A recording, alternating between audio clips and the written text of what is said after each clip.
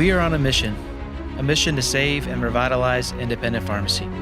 On the Catalyst podcast, we dive into current events that are shaping how pharmacists approach their patients and their businesses. Fuel your passion for pharmacy, one conversation at a time. 3, 2, 1, 0. Ignition.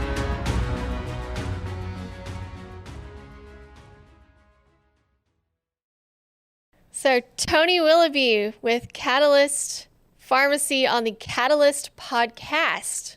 So what's your favorite Dolly Parton song? I Will Always Love You. How's that? Oh, yeah, there you go. So we have a baby in here who didn't know. So any Dolly Parton songs? We were listening to a little. We have like a pre-workout playlist, and it's not even a set playlist because last week it was like 80s rock, and now we're listening to. No, that's not just 80 rock. It was Jukebox Hero. Come on, let's all not get just It was 80. literally one song on a loop. That's how I roll, Mark. But today it was Kenny Rogers and Dolly Parton. Yeah, Was start off a was little, our warm-up Islands of playlist. String. yeah, we had a little Gambler, then Islands in the Stream. Look at this, we're connecting. We're good to go. Well, we're in the right age demographic, so. What are you saying? Tony's already regretting joining. Yeah, he's like, why am I here? I am Yep. easy going. You're good. Okay, so talk to us about you. You are Catalyst Pharmacy, and also there's one other, StratiFi? StratiFi Health. No, StratiFi Health, and I think Catalyst. Yeah, we've got a lot of brands. Too many brands. Yeah. What does Tony Willoughby do for fun? Oh, for fun. Works too much, but he loves his work. I understand that. I Yeah. certainly do. Yeah, no, I have three boys. They are 19, newly 17, and 12.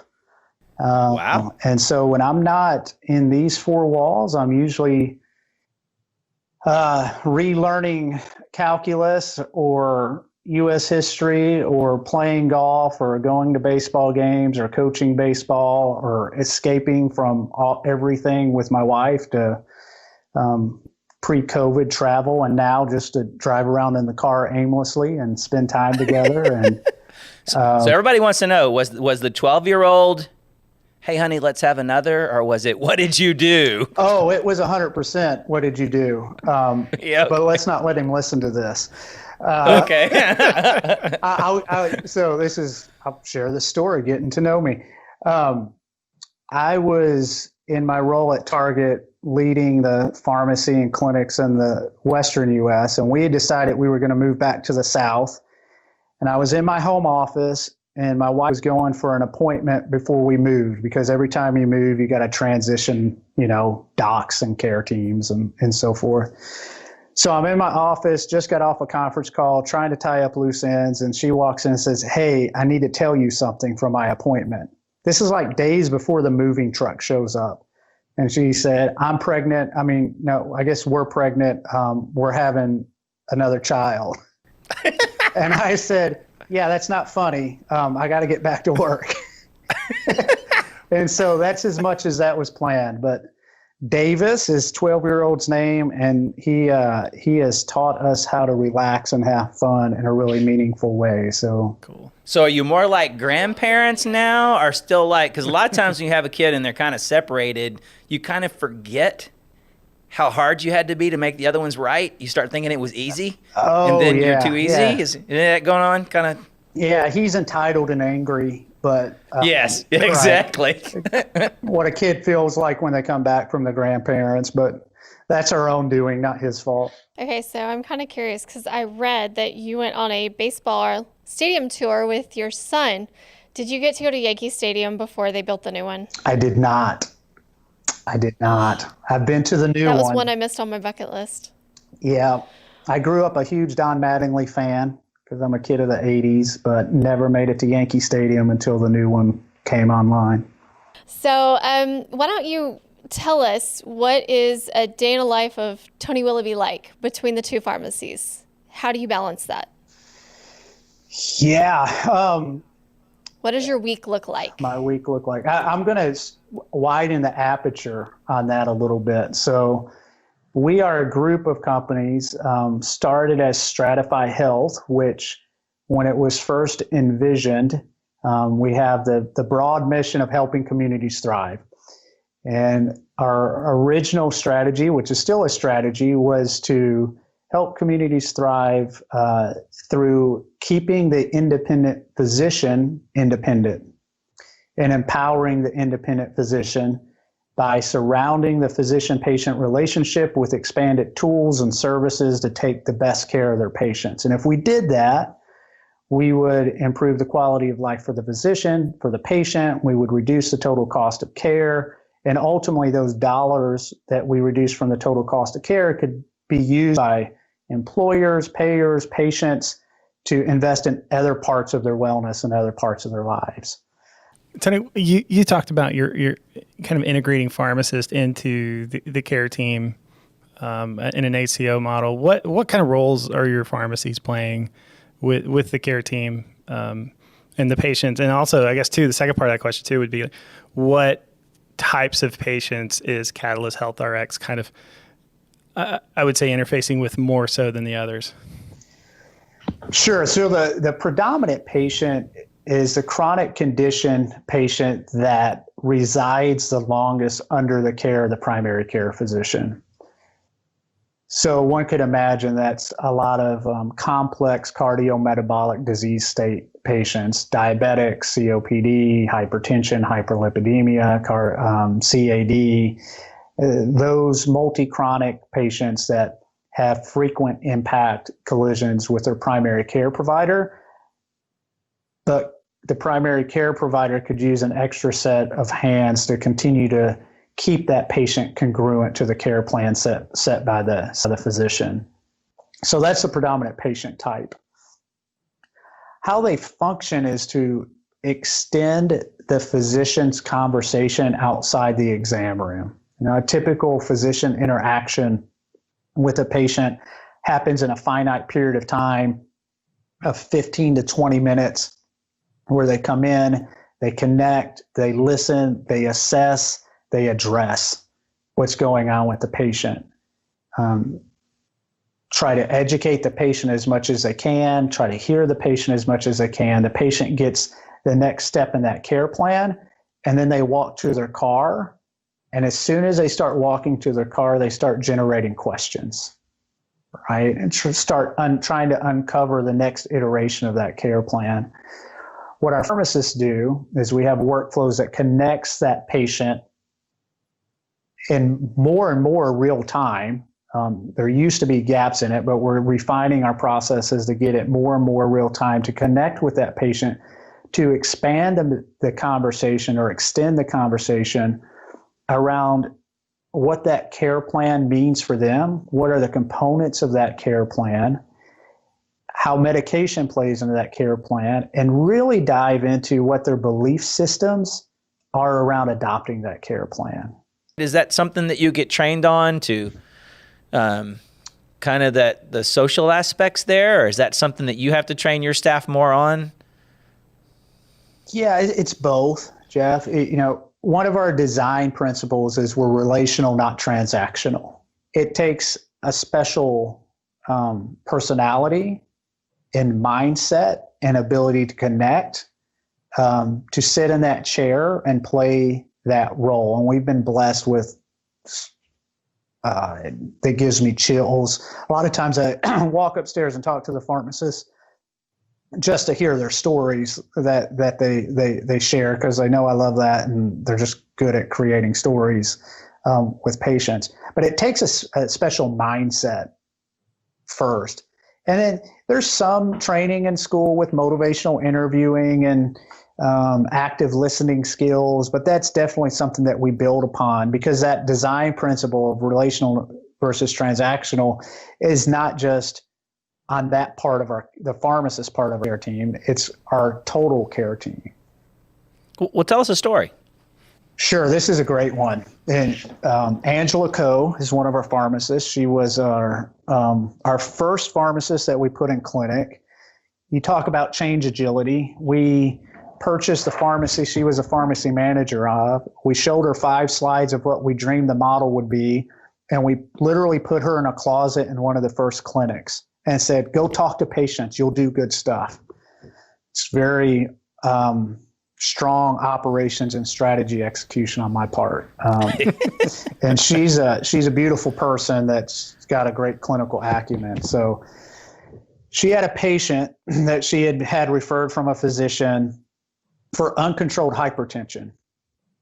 And she's talking to the patient and going through meds, doing med recs, asking about his belief systems and what's going on with him. His blood pressure was 200 over 120, like near hypertensive emergency, had a couple ER visits, was going through her meds and noticed that he was on multiple inhalers as well. And also that both times she talked to him, he was out of breath. And she asked him, how often are you using your rescue inhaler? And he said, I don't know, 10 or 12 times a day. I'm always out of breath.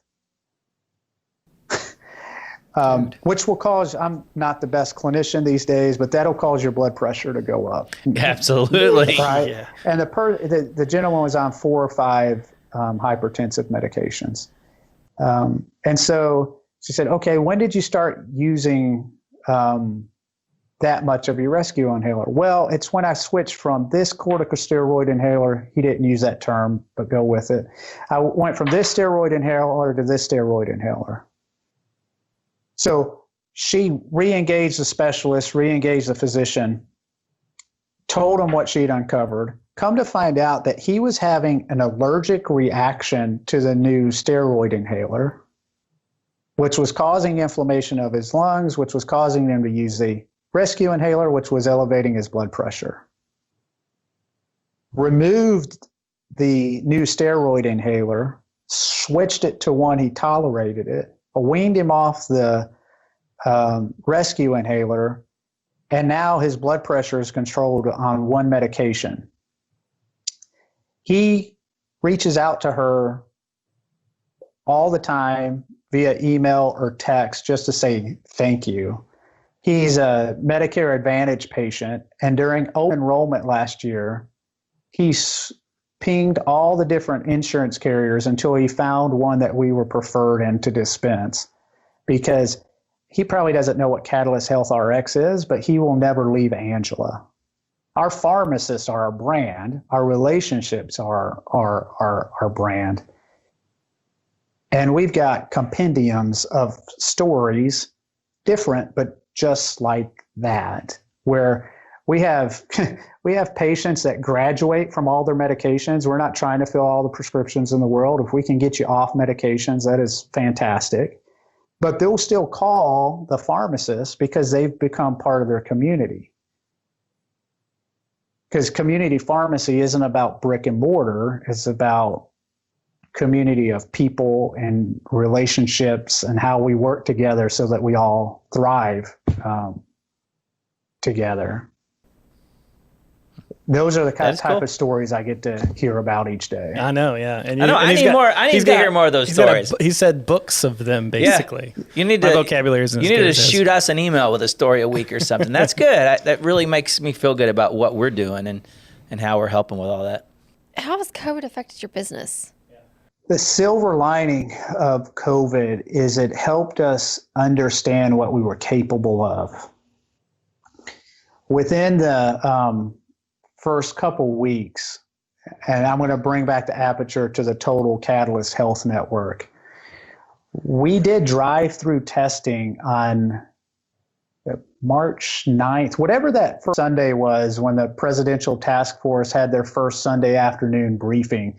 That evening, our president, CEO, myself, and part of our team went and did drive-through testing for our first patients at one of our clinics. In the next 2 weeks, we took 5% of our physician network. We took our physician network from 5% telehealth to 99% telehealth. Wow. We set up drive-through triage testing throughout our network from that first beta site. And then we supported all of our physician practices in applying for and getting PPP loans so that they could take a breath from the financial headwinds that they were being bombarded with to focus on their patients. What that did for us is it showed us the power of having finite, resolute goals and working cross-functionally towards that goal using all the different acumens that we have in our organization and our network and our community partners. And so, although those were long, scary days for a lot of reasons, it has really taught us a lot about what we're capable of. What it also did for us is traditionally we had patients walking into a physician's exam room and receiving face-to-face care, and then we would follow up with them virtually, telephonically, email, and there was this dichotomy in experiences of one felt like healthcare and one felt like somebody just checking in on me and didn't feel as congruent. When our network went to virtual visits and patients started to experience their primary care physician in that virtual model, the acceptance rate of our care team model coming through that same channel increased rapidly. So we saw a big uptake of patient engagement on the front end of the outreach. Usually once we get them started, they engage and pull through and get really connected and stick with the care model. But that friction of brick and mortar to virtual, there's a transition moment. Now that the virtual moved upstream to how they accessed healthcare in the first place, at the first step of the supply chain, we saw a lot better pull through and integration of the total care model, which is now informing a lot of strategies for us. So the big impacts was how we work as a team, how we goal our performance as a team, and then watching the transformation of the patient experience and a patient acceptance of evolving that experience. When COVID's over, does it all go back to how it was, or what portion of that do you think sticks? I think there'll be a hybrid model going forward. I think there's going to be times and moments when a patient's going to need a brick and mortar solution. And there's going to be moments and pulse doses of staying connected in a virtual format. So we're working right now to, in our care delivery model, to be able to support both. So there's changes we're making on where do we embed the pharmacist or the nurse or the social worker into the physician's workflow? How do we continue to move that closer and closer to the exam room, whether that's in office or virtually? And then how do we use different channels of communication to keep that patient connected in a relational way with all the different individuals on their curated care team? So on the pharmacist side, is there a video component? So you say you're following up telephonically or email. Now that you've done more telehealth, which I assume has a video component, right? The doctor is a video component. Mm-hmm. Have you introduced a video component into the pharmacy side as well? The care team? We're in the process of launching that as we speak. Absolutely. Which opens up a lot of mobility in how that's delivered. Yeah, it'd be super interesting to see how, and maybe this creates, probably before that, people would have been super hesitant to turning on their video when talking to the care team. But maybe after this, since they're used to doing that with their doctor, people just get used to doing it. I know one of the things we've done with a lot of meetings we've had is really push for video. Really push not to have a phone call with 10 people on there when we have to. And I think we've seen more people willing to do video conferences than might have been willing to do those in the past, even on the business side. Absolutely. So we virtualized the majority of our care team. I'm in my office today, a building that we built almost 2 years ago that houses 350 people. And on any given day, we may have 25 to 35 people in the building right now. And we have become really intentional on how we interact globally as a team, and then as teams within teams as well. So we've used a lot of Teams. That's a lot of team words, right? We've used Teams as a software component. We've used Zoom as a software component. But we've had to become really intentional with our collisions, or they wouldn't happen. And we've actually seen a stronger connection because of that intentionality. We're not waiting to say, oh, I'm going to stop and talk to Mark if I bump into him today. No, we're curating collisions to make sure that I bump into Mark. We have from 8:40 to 9 o'clock every morning. You guys are welcome to join. We have a company-wide town hall. And each day has a theme during the week. And then we'll have different campaign series. And it is so much fun. We'll have a couple hundred people on there, and somebody will be presenting, and the chat session's going crazy with recognition and, wow, I'm learning something, and encouraging each other. It is built, even though we've had physically distance, we've come socially closer as an organization by leveraging technology to be intentional with how we interact with one another. Super interesting. You talk about when people lose a sense, like if you go blind, your hearing gets better, or your body takes substitutes in one of your other senses. And it'd be super cool. You always thought it'd be super cool maybe to be blind for a little bit and have some other sense come up and then get it back and see, do you keep both? And wondering how some of those things that I agree that we've picked up on, how can that continue into everything goes back more to normal? How can we use that to still be more engaged? So a couple of things we've kind of hit up on in the last couple of podcasts. One of those is just somebody saying that kind of independent physicians are kind of in the same boat as independent pharmacy today, facing some of the same kind of challenges, the same kind of potential to their extinction. We've also noted that for a pharmacy to be successful in a community, and a lot of our pharmacies are in smaller communities, not Dallas, Texas in the world, that they really need to be connected with their local physicians and things like that. So if you had to give independent pharmacy out there some advice on what their local physicians are looking for and how they could connect with them, what kind of advice would you give? It's a great question. The first thing I would say that there's only a few letters difference in independent pharmacist and independent physician. The headwinds and the things that they're trying to overcome are very congruent. The model, the fee-for-service model, is dying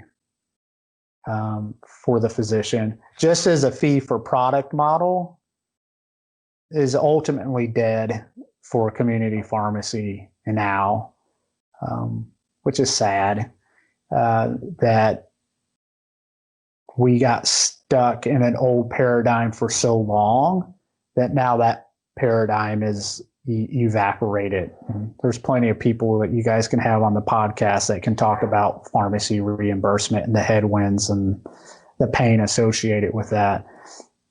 But I would tell you, independent pharmacy, to a certain extent, is a canary in the coal mine for the independent physician, with a hope, in my eyes, that can be taken as a catalyst, pun intended, to help the transformation from this fee-for-service to value-based reimbursement to prospective payment for services and outcomes versus a tick fee for every time I bring a patient into an exam room. So I use all that to frame that if I was an independent pharmacist trying to imagine against that frame how to narrow my focus and impact an independent physician, is to understand that they're standing in shoes that you have worn, and try to think about what it would be like to go back and wear those shoes again and where they could use help. So the pharmacist 5 years ago that said, oh, I'd love to offer all these care services, but I can't stop filling prescriptions. Well, there's probably a physician that would love to expand services and spend more time with patients, but they got to see a certain amount of patients to pay their staff. So as an independent pharmacist, what could you hold? What could you extend to allow them to do that? I'll give you just a really finite example that has minimally to do clinically. I might have used this before when I've spoken to groups with you guys. When we first launched our MedSync program in 2016, we looked at the first 100 patients we put in the program. They were all from the same practice that we started with, the one where we put Angela in the closet. And we looked at the number of prescription phone call requests that went back to the office from those patients in the previous year. And there was 17 prescription incident refill alerts per patient that went back. Once you dive into a physician workflow, that usually equates to 3x touches. So what is that? 34, 51. 51 touches per patient, not for care, but to refill a prescription because somebody at some pharmacy somewhere just kept hitting F12 to resend a prescription refill request so that they could say, Mrs. Jones, I keep asking your doctor and they just won't do anything with it, right? When we put them in our MedSync program, we took that average from 17 down to 3. Wow. Because we were coordinating those all around a sync date, holding the refill requests until they were needed, and then prospectively communicating those around appointment times for those patients. So think about the impact to the doc that's in the exam room at 5:45 with that last patient, and they're in their EMR and they see in their inbox 100 items to review for prescription refills. Think about the dynamic emotional tension that's going on in that moment when that physician wants to go home and spend time with their kids or have dinner, but also wants to give the best care in this moment to this patient. And because it's all transactional and we're all working on our own, they're not given that choice, or that choice is put at risk, if you will. So understanding that as a pharmacist, that a MedSync program isn't just about you. It's not just about organic growth of prescriptions or optimizing your own workflow. There's a ripple effect in the whole care continuum if you decide in your MedSync program that you're going to stop hitting F12 and take some ownership of curating those prescriptions and consolidating them to communicate in a more precise way to that physician. You'll change a patient outcome because of that. That's a lot of words around a use case. Is what I'd advise pharmacists to do is to practice empathy. Think about what's going on in the workflow of their healthcare partner in the community and look for ways that they can be a problem solver or an extender, however minute that might be, for that physician. Yeah, what a great icebreaker for knocking on the door. No doubt. And saying, hey, we're interested in how we can make your workflow better. No doubt. And how we can work better. I mean, I don't even need a pie, right? I just got to say, hey, how can I help you? You don't need Starbucks. You just need to go, how can I get you home earlier? Marsha says she still wants a Starbucks. Change management, change adoption is about short-term wins. Is that fair? Mm-hmm. No, that's great. That's fair. When you go in and you talk to a physician and say, hey, if you send me all your patients, I'll make them more adherent from now and you'll perform better in your value-based contracts. And maybe 18 months from now, a payer may decide to share some of that savings with you. So trust me, in 18 months from now, you may get a dopamine squirt that shows you satisfaction in this relationship. I don't know. That's a hard sell, right? Yeah. That's the face we need to use on the the podcast deal. That face he just had right there, that needs to be Tony's face for the. Yeah, that'd be great. No, that was good. Yeah, no, that's great advice. Yeah, that's a tough sell. It's a tough thing to say yes to. Hey, can you combine eScript? Are you doing that with eScripts? Are you combining those more in a fax so that you can combine them more for the physician? How would?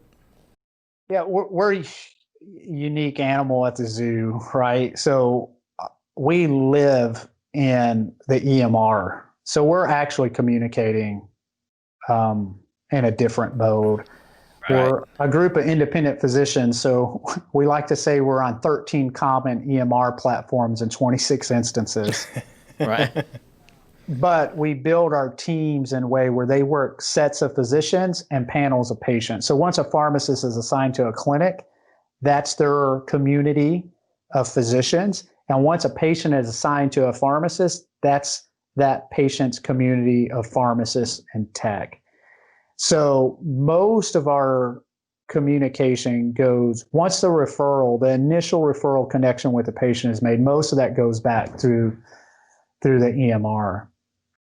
If I was in a world where I didn't have that, I would try to align medications, not just looking at a sync date for a given drug for the drugs that are on hand. I would start running in parallel, synchronizing as those prescriptions run out, so that you can ultimately get to whether it's a singular fax or a singular batch of eScripts or whatever works best for your system.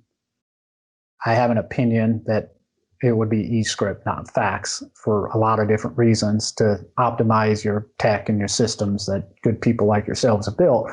Right. But I would run those parallel sync streams to get to that, to enable it. It's a long road to get to an independent pharmacy having direct access into an EMR when you're not in a extended care team ACO structure. Yeah, maybe their EHR, if they got those eScripts the same day, they would group them together. I get to look at this patient. You hope it's displayed in a way where they get to look at Right, that you hope patient they would grab once. one, pull the file, and get on down the list and find not, another one. And not look at that patient 15 different instances. No, that's good. That already makes me think of how some things might change Right. in Pioneer just because of that. Because a lot of times we prompt for the refill right when you're out of the next, but maybe those queue up to so many days before the sync or something like that. So That Jeff, that was a workflow change we made. So after one of your visits, or I think it was one of your visits when you actually sat in the chair, which was phenomenal and speaks volumes about you, and showed us around the system a little bit, we backed up our refill request process to pre-patient outreach, to where we would go look we would see it on our sync calendar. We'd go look in the EMR, make sure they were still intended to be on that drug, look through the total grouping of drugs to see if anything was refill out of sync, see if there was an appointment at the physician coming up, and actually run that play before we even reached out to the patient, which was a really helpful pivot on how we were approaching refill curation. Look at you making an impact. Didn't even know it. it's amazing. So what does Catalyst Health look like in 5 years? What are you're the 5 minutes maybe. You're the dreamer. What's it 5 years from now? What's it look like? That was great. That was a good audible. That was great. Bring that back a few rungs. Right. Our goal is to connect stakeholders to empowered physician to impact lives and shift dollars, right, to help communities thrive. What we're really trying to look at, I'd put in 5 broad domains. One is, how do we alter the payment model? How do we continue to evolve this advanced care team model? How do we deliver it across multiple channels, multiple delivery channels? I talked earlier about moving the pharmacist and the nurse closer to the patient experience with the physician. How do we go to healthcare deserts to deliver it where we don't have brick and mortar, or they may not have virtual capabilities, right? So what's that multi-channel delivery? how do we use tech and data to enable that process? And what are the downstream ancillary services that help shape that care model? So those are like the big swim lanes or thought process of how do we wake up with a consumable product that's helping communities thrive, that's matching our purpose and our mission. What does that look like for pharmacy specifically? As I love the idea of community pharmacy not to be about boxes or sidewalks or drive-throughs, but about relationships. And so how do we build a set of interactions and technology that just continue to surround a patient with a community of people that they know, that have training as pharmacists or nurses or physicians, that help them hit their personal health goals? So do we wake up in a day and age where you have that care team on demand, in your pocket, on your surface, or in the exam room, or any way you want to interact with them, that always has time to connect with you and listen to you and help you overcome the barrier that you're facing? That would be, a fantastic outcome that those 5 swim lanes have to continue to evolve to make that happen. You mentioned golf and golf with the kids real quick. I think we're done with the work talk for the most part. What's your handicap? I'm interested in your handicap. What are you? Are you any good? What are you cruising with there? I'm literally a bogey golfer, or at best, I'm a bogey golfer. I'll say that.